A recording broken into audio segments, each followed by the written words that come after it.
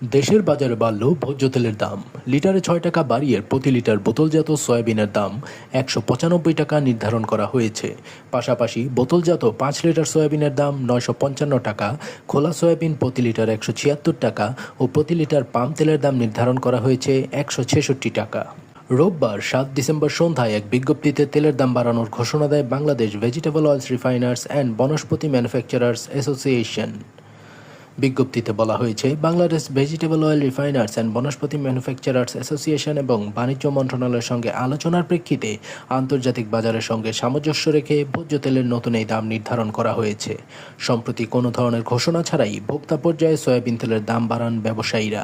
ফলে নতুন করে বাজারে আসা ৫ লিটারের বোতল ৯৬৫ টাকায় কিনতে বাধ্য হন ক্রেতারা, যেখানে আগের দাম ছিল ৯২২ টাকা। পাশাপাশি ১৮৯ টাকা দরে এতদিন বিক্রি হওয়া বোতলজাত প্রতি লিটার সয়াবিনের দামও সম্প্রতি বেড়ে হয় ১৯৮ টাকা।